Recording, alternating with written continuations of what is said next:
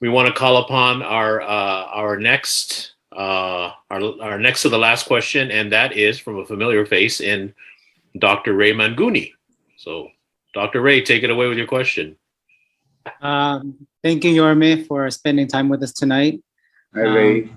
Hi. Thank you, Doc Willie, for being with us tonight. And since we're both health practitioners, I want to focus my question to you, Doc Willie, about healthcare and how our healthcare here in the United States,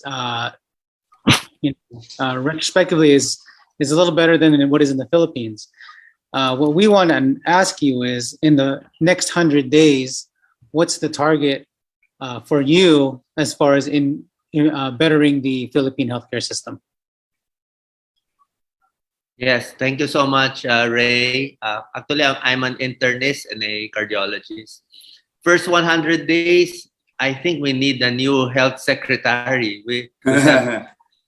That's a first. That's a first. I've read rumors. I hope they are not true that the health secretary will be retained.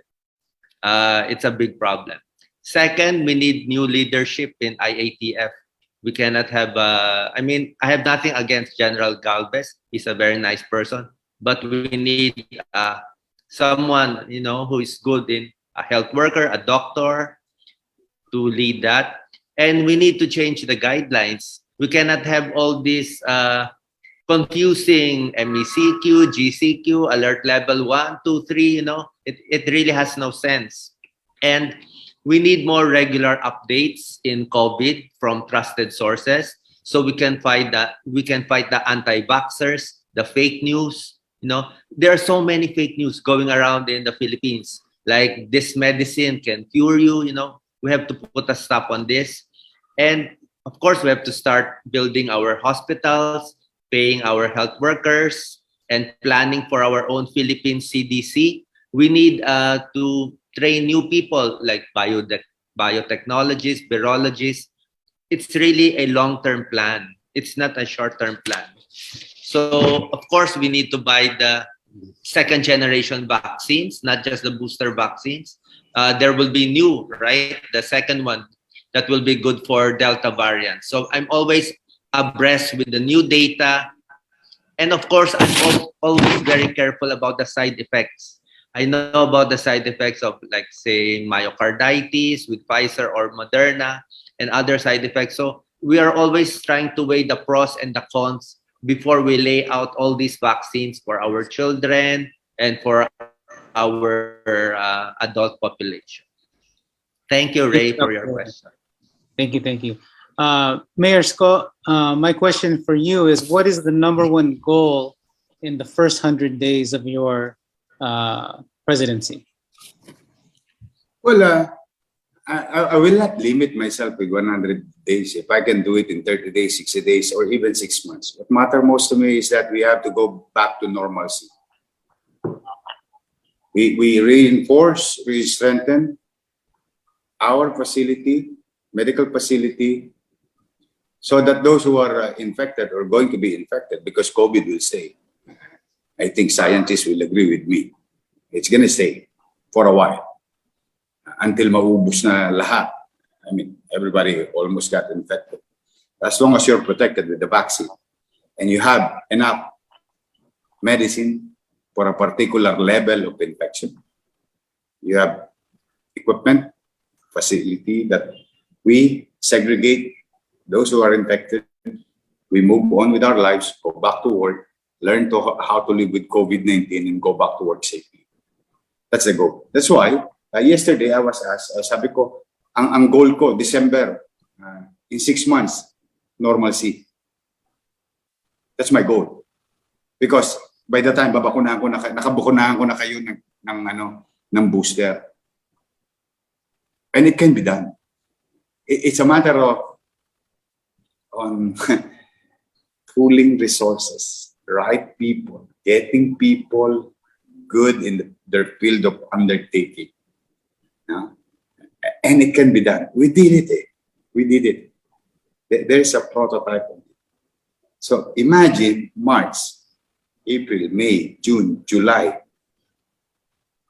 August. when we were told 70%, sabi sa amin, October o September, kami todas na, natapos namin. Despite of limited resources. Can you imagine the vast resources of the office of the president, of the state? It's just that kung focus kasi, katulad na sinasabi ni Doc Willie, o paano mabubuhay ang tao? Bakunahan mo, lagyan mo ng gamot, make it available, merong medical frontliners, komportable ang buhay nila, then may pasilidad ka, may equipo ka o equipment ka, that's it. Life must go on. Move forward, move fast. Because nowadays, maraming gutom ngayon, Rhea, just so you know. And there is what you call involuntary hunger. Maraming nawawala ng trabaho. I'm just happy that before this interview, we've gained about 80 new jobs by opening one store again and another two store coming in, McDonald's. Sabi ko nga doon sa may-ari ng McDonald's, lakas ng loob ninyo. No. And he said, we believe in you. And in fact, sabi ko nga sa iyo, Ray, kayang labanan itong pandemyang ito. We've lost 7% of our business registered business in the city of Manila. But with aggressiveness and liberal interpretation of rules, and some is, just do your job and do other things.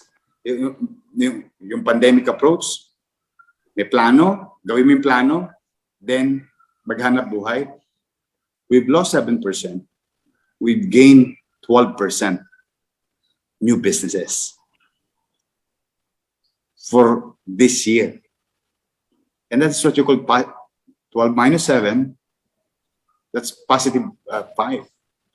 We've lost some, win more because of a policy, because there is direction, because there is preparedness, because we are ready, because we've been preparing, because we continue to confront, because we don't sleep, because we attend to it, because we address it.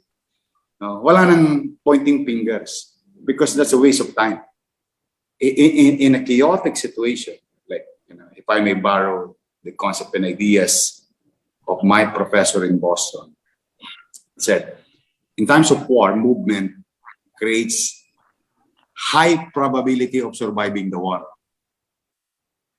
Metaphorically, we are at war with COVID-19. This is our lives being killed by this infection. Our lives being destroyed economically by this infection. So we are at battle with COVID-19.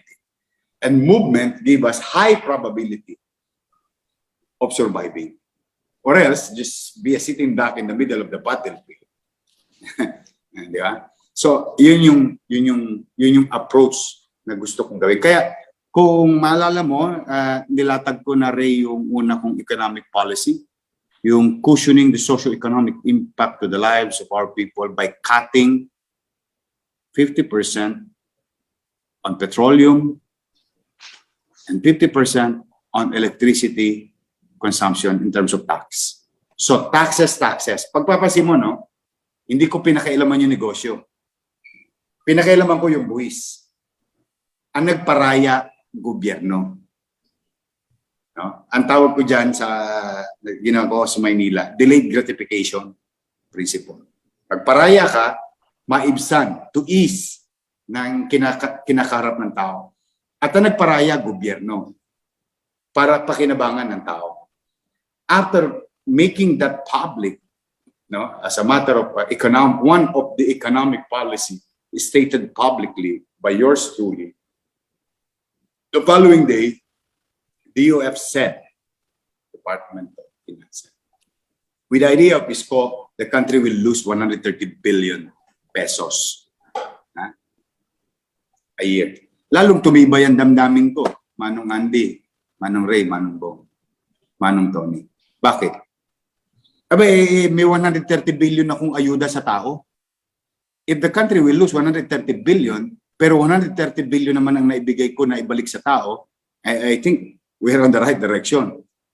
Bakit? O tingnan ninyo, I'll put things in right perspective. 5 trillion ang pondo ng gobyerno. 800 billion pambayad ng utang, debt servicing. 4.2 trillion ang tutustusin ng gobyerno. That is only 3% or a fraction of the General Appropriation Act. Pero 130 billion in the hands of the poor, middle class, upper middle class, the ABCs, the pabrika, mga household, may pera ang tao, tangible. At any savings sa tao, people will spend.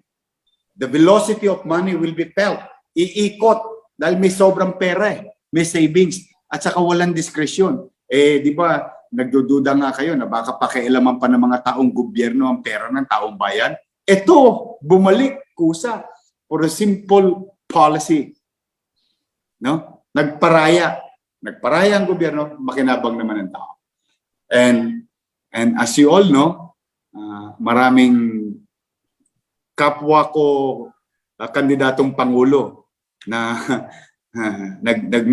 naggawa ng statement of the same. No? Kasi mukhang may sense naman yata rin.